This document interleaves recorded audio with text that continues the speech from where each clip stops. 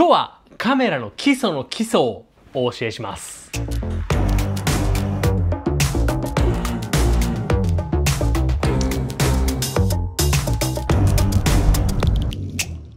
どうも、ケイスケです。今日の話はちょっとカメラの基本に立ち返って、やっていきたいと思うんですけども、僕のね、チャンネル見てくださってる方って結構カメラ持ってる人が多いと思うんですよ。普段からいろんなカメラ発信してて、それこそ高いカメラから安いカメラからいろんなもの発信してるんですけども、やっぱり見てくださってる方っていうのはある程度カメラを持ってる方が多いので、今日の話なんて、いやいや知ってるわと。いやもうそんなん改めて紹介するんかいと思うかもしれないんですけども、そういう人にも見てもらいたくて、でなんでかっていうと、カメラどんどん新しくなってるじゃないですか。で新しくなっていくにつれてちょっとずつその機能基本的な部分もアップデートされてるんですよ。で前から使ってる人ってさ、自分ではこういう設定こういう設定こういう設定ってもう決めてるから、改めて設定見直す機会ってあんまりないでしょ。だから新しく追加された機能意外と気がつかないんですよ。ってことで改めてですね、今回はもちろん初心者向けに新しくカメラ始める人にこういうものが必要でこういう設定がおすすめですよっていうのも紹介するんですが、今までカメラやってきた人にも改めて見直すね機会にしていただいて、ぜひ今後のカメラライフに活かしていただけると嬉しいなと思います。ということで今日はカメラの基礎の話いってみましょう。ケイスケの動画。はい。で、まずカメラ買ったら必要最低限必要なものは何かっていう話からね、したいと思うんですけども、まずカメラ買います。まあ、おそらくレンズも一緒に買ってますよね。一眼タイプのカメラだったら、こういう風にね、ボディとレンズっていうのが、こう取り外しできるタイプで、ボディ単体で売ったりするので、まあ、レンズがないと撮影ができないという感じになります。なんで、どっちも買ってるってことをまずね、前提としてお話しするんですけども、そしたら、なんだろう、ないものっていうと SD カードぐらいか。だいたいこの本体に、あとストラップっていうのも、カメラにはついてます、基本的には。なんでまあ最低限撮影するっていう時には SD カードさえあれば基本的には OK です。僕のおすすめの SD カードはここにね、貼っておくんですけども、プログレードのゴールドの SD カード結構おすすめで、割と値段もね、そんなに高くないんですよ。結構ね、家電量販店とか行くと、1万円とか超えてきちゃう SD カードもあったりするんですけども、比較的リーズナブルで、かつ SD カード自体の速度も速いので、結構僕はね、これをおすすめしてます。僕はもう一個上位の、プログレードのコバルトっていう SD カードをよく使ってるんですけども、このね、コバルトの SD カードだと結構値段高いんですよね。まあそこまでいらないよって人はこのゴールドから始めてみるのをおすすめします。で、一応 SD カードの容量の話も、触れておくと、まあ、最低ライン 64GB は欲しいなっていうふうに僕は思います。例えば写真だけで使うんであれば、まあ、32でもギリギリいけるかなとは思うんですけども、まあ、写真だけ撮るよって人でも 64GB ぐらいあるとね、結構楽にいろいろ SD カードの運用ができるので、動画も撮るよっていう風になった場合は 128GB くらいあるといいのかなと思います。まあ、写真だけなら64、動画も撮るなら 128GB、256GB あればいいけどね。まあ、そのぐらいが一つの基準になるかなと思います。で、基本カメラレンズ買ってストラップも大体ついてるんで、まあ、SD カードさえあれば、普通に撮影が開始できる状態になります。まあ、おすすめとしては三脚を買ったりとか、あとはストラップが例えばソニーのカメラ買ったらソニーの純正のねストラップになっちゃうので、まあ、僕はあんまりソニーの純正のストラップとか好きじゃないんで、僕は自分で買ったりしてるんですけども、僕の使ってるストラップは自分で作ったオリジナルのやつですね。これ売ってもいるんですけども、ドリップで作った、フレックストラップっていうのを使っています。これね、まあ長さが調節できるようになってるんで、結構背の低い人とか、背の高い人とかでも割とね、こう首からぶら下げる時の長さを調節できるということで結構おすすめです。まあ自分でね、作ったアイテムなんで、自分用にチューニングしてあるんですけども、本当おすすめです。まあそれはいいとして、ストラップ、あと三脚っていうのは、まあ風景撮りたいよって時とか、星撮りたいよって時に買うのがいいのかなと思います。ケイスケの動画。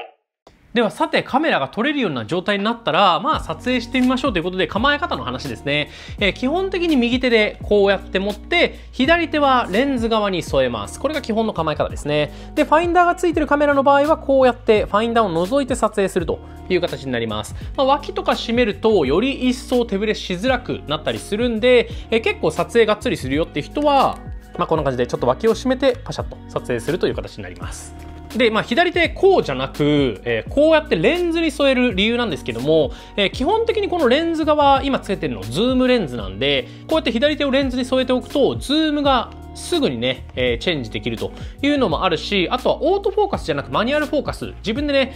手動でフォーカスを合わせるよっていうモードにしておくと、ここでね、ピントを合わせることもできます。ここのレンズ側のフォーカスリングですね。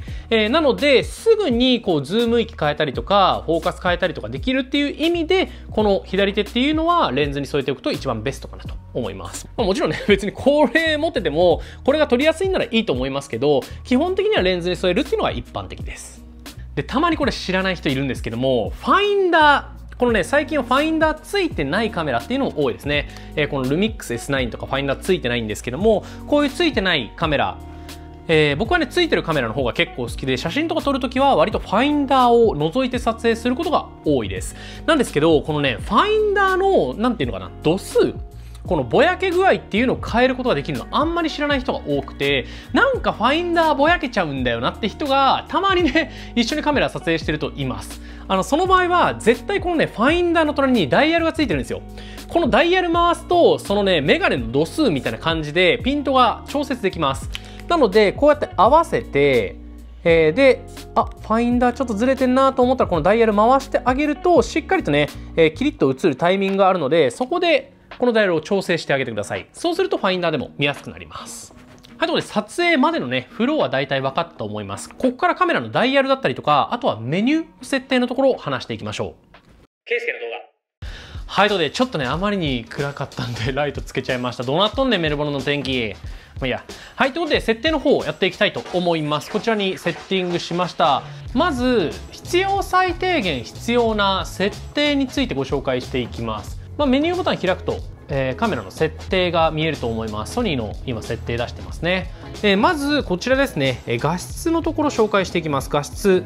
僕はですね、ロープラス JPEG っていう形式で撮ってるんですけども、これ最初 JPEG っていう形式だけで撮られています。この画質のファイル形式の中に大体ね、設定こういう風な形であるはずなので探してみてください。で、このファイル形式で僕はロープラス JPEG の中のロープラス JPEG で撮影しています。このローと JPEG の話はね、ちょっと深い話になるんですけども、JPEG っていうのは要は僕らがスマホとかパソコンとかで見てる完成された写真で、ローっていうのは、生のっていうね、訳すんですけども、生の状態ですね。色の情報が入った状態です。なので、後でね、結構ライトルームとか現像ソフトって言われるもので写真っていうのを編集したりするんですけども、そのアウトプットが JPEG、そうじゃない素材のままの状態がローって感じですね。料理に例えると、カレーの出来上がりっていうのが JPEG で、カレーの具材だけっていうのがローって感じです。ローの状態、具材の状態だったら結構いろんな方向に料理ができるんですけども、もうカレーの状態だとどう転んでもクリームシチューにはできないじゃんみたいな、そういう感じです。イメージ伝わるかな。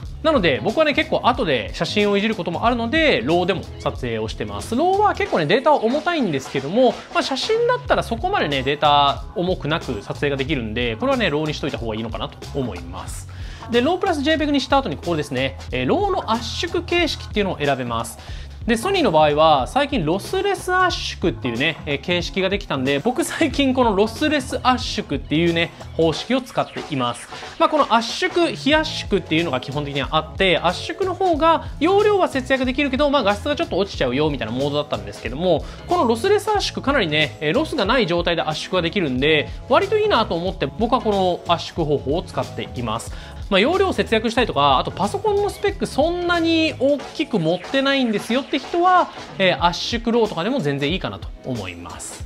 新しいカメラでロスレス圧縮ある場合はロスレス圧縮をおすすめで、古いカメラとか他のカメラの場合は圧縮非圧縮しか選べないこともあるので、その場合はもう圧縮でもいいかなと僕は思います。この辺は場面に応じてとか撮影する被写体に応じて調整しましょう。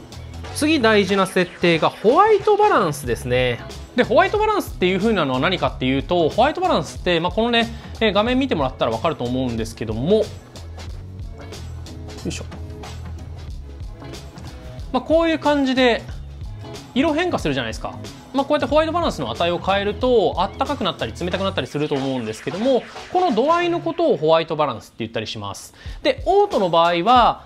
いい感じにホワイトバランスを設定してくれるよみたいなモードなので、基本的には写真はオートでいいかなと思います。ローで撮ってる場合はあんまりね、ホワイトバランス関係ないというか、後で調整ができやすいので、そんなにオートでも関係ないっていう感じです。で、僕はですね、オートで、しかももう標準そのままオートにしてます。実はそのホワイトバランスにここに標準、ホワイト優先、雰囲気優先っていう風にあるんですけども、僕はもう標準にしてますね。結構ね、カメラ使う人ではホワイト優先っていうのにして、白をちゃんと白で撮るっていうね、のを意識してる方っていうのもいらっしゃるんですけども、僕は標準にしちゃっています。ただ、結構ね、ソニーの前のカメラ、ソニーの α7-3 とか α7C の時って結構これがね、ホワイト優先の方が色が出やすいなって思った感じがするので、なので、他のカメラで使う場合も、これがホワイト優先の方がもしかしたら使いやすいかもしれないんですけども、最近のソニーのカメラ、それこそ α7-4 とか、α7S3 とか α1 とかの場合は、標準の場合はもう十分綺麗に出るので、そんなに気にする必要はないです。試しに調整してみて、ホワイト優先の方がちょっと色の出方いいなと思ったら、ホワイト優先で使ってみてください。はい、次、画質のところなんですけども、歪み補正の項目があります。はい、レンズ補正ですね。ここ全部オートで入れてます。これですね。これね、カメラ買った時最初ね、オフになってることがあるんで、これオートにしといた方がいいのかなと僕は思います。なんでかっていうと、最近のソニーのレンズとかって結構ちっちゃい代わりに、ちょっと歪みとかも入るよみたいなレンズがあって、それをカメラ内で補正するっていうのをベースに作られたりするんですよね。なので、ここのね、モードはオートにしといてあげると無難かなと。カメラ内で補正してくれるかなっていうふうに思います。なので、オート。で、手ブレ補正。はい、手ブレ補正も入りにしてオートにしています。これもね、標準でオンになってるので多分問題ないと思うんですけども、一応ね、これたまにオフになってることもあるので、手ブレ補正はオンにしてあげましょう。はい、次、オートフォーカスの形式ですね。オートフォーカス形式、基本的にはマニュアルフォーカス、AFC、AFS っていうのがあります。あとはね、ダイレクトマニュアルフォーカスっていうね、DMF っていうのもあるんですけども、これ除いて、大体どのカメラにも入ってるのが、最近は AFS、AFC、マニュアルフォーカス、この3つですね。で、マニュアルフォーカスっていうのは、さっきも言った通り、自分でね、フォーカス、ピントっていうのをずらして調整する方法なんで、オートフォーカスではないマニュアルの方法なんですけども、オートフォーカスは2種類あって、AFC、コンティニュアス AF っていうのと AFS、シングル AF っていうモードがあります。で、コンティニュアス AF っていうのは、シャッターボタンを半押ししてる間、ここのシャッターを半押ししてる間、ずっと追ってくれるよっていうモードが AFC です。で、AFS っていうのは半押ししたらそこにピントを合わせて動かさないっていうものを AFS って言います。なので、常に動いてる被写体を撮るっていう場合は AFC っていうので設定してあげて、で、動かない被写体を撮る場合は AFS で設定してあげるといいのかなと思います。マニュアルフォーカスは自分で合わせる方法なんで、どのタイミングで使うのっていうのが多分最初のうち分かんないと思うんですけども、きっとね、マニュアルフォーカスの方がいいなってタイミングが来ます。なんか僕の場合は結構写真撮ってる時に、そのフォーカスのズレ、フォーカス送りっていうのも含めて表現の幅だと思ってるんで、逆にオートフォーカスって全部ピントが合いすぎちゃうなとも思ったりするので、なんかそこをね、マニュアルフォーカスでちょっと軽減させてあげるというか、ちょっと伝わんないね。多分ね、分かる日が来ます、いつか。はい。で、ちょっといっぱい話しちゃったんですけども、最後、最低限必要な設定として、オートフォーカスエリアの話ですね。オートフォーカスエリアは、全体、フルエリアっていうのかな。フルエリア、ワイド、シングルとかね、そういう感じで狭めていったりします。この間の部分だけオートフォーカス効かせますよ、みたいな感じですね。で、僕の場合は、ここで見てもらえればわかるんですけども、ワイドっていうのにしています。よいしょ、ワイド、ワイド。あ、ゾーンだ。ごめんなさい、ゾーンでした。はい。このゾーンっていうのにすることが多いです。ゾーンにしておくと、このね、ゾーンにした状態でちょっとずらせるんですよね。なんでこれが好きで僕はゾーンにしてます。結構ね、シングル1点とかにしちゃうと、被写体が動いた時にそこからずれちゃうとピントがね、合わなくなっちゃったりするんで、とはいえフルとかだと結構なんだろう、端っこにあっちゃったりとか、ピントが端っこにあってずれちゃったりするんで、ちょっと大きめのフォーカスエリアを指定してたりします。で、時と場合に応じてちょっとね、狭めたりとか、そういうこともすることがあるんで、これは場合に応じてなんですけども、おそらく最初はゾーンで使うのが楽かなとは思います。僕は楽ですね。ケイスケの動画。はい、ということで、ここまで最低限必要な設定についてご紹介してきたんですけども、こっからあといくつか、この設定やるとちょっとカメラが便利になるというか、おすすめだよっていう設定もご紹介しておきます。まず一つ目、ISO 低速限界ですね。写真っていうのは明るさを決める要素がシャッタースピード、F 値、ISO、この3つから成り立つんですけども、F 値っていうね、要は直接関わるところで言うと、ボケ感っていうのを調節して、あとはオートで決めますよっていうモードを A モードっていうんですけども、それで撮影することが結構多いです。で、そうするとちょっと暗くなってくると、割とね、シャッタースピードが下がってて、家に帰って見てみたら、結構ブレた写真ばっかりあるっていう瞬間ありません？なので、それを防ぐための ISO 低速限界という設定が結構どのカメラにもあります。それもね、ちょっとご紹介しておくんですけども、はい、こちら。はい、ありました。露出のところですね。この一番下、これですね。ここで ISO の加減っていうのを設定ができます。で、僕は125分の1ぐらいをね、設定の基準にしてますね。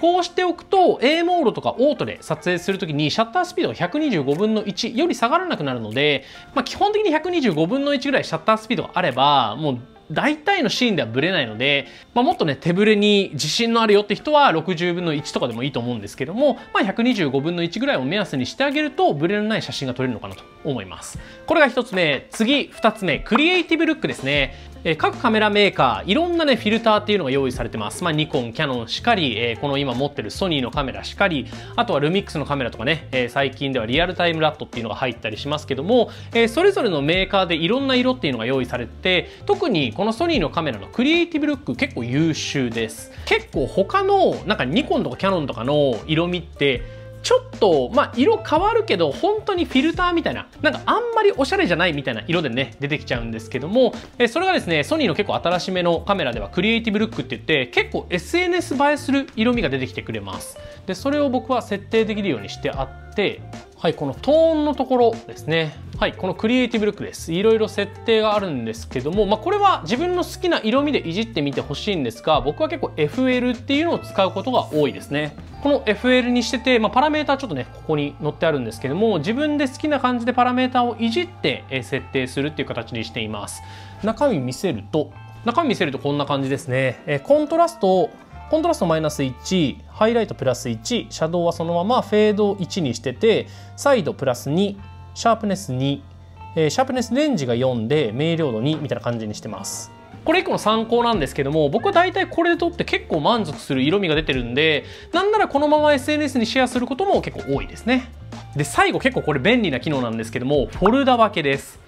このファイルのところにフォルダー設定っていうのがあって、これをね、日付形式っていうのにしています。これね、めっちゃ便利。このね、日付設定にしてあげると、写真撮った日付で並べてくれます。フォルダ別にしてくれます。結構ね、カメラによっては、そのフォルダに枚数溜まりきるまで、そのままね、試し続けちゃうカメラっていうのが多いんですけども、ソニーは最近この日付設定っていうのができるんで、ちゃんとどの時に撮ったフォルダなのかっていうのがもう分けられてるんで、結構楽なんですよね。僕は結構ね、この設定強くお勧めします。ぜひね、フォルダ分けの設定は日付で設定してあげてください。はい、長くなりました。ということで、最初から最後まで結構がっつりと設定の話していきました。もうあとは撮るだけで設定細かくしたんで、さっきも言った通り僕は A モードっていうので撮影することが多いです。で、細かい話をすると、A モードで夕方5時ぐらいまでは設定して、その後夜のシーンは M モードにすることが多いですね。なんでかっていうと結構暗くなってくるので、ISO を上げすぎるとちょっとノイズが乗っちゃったりするなっていうことで、ISO なんだって思ったら、ぜひね、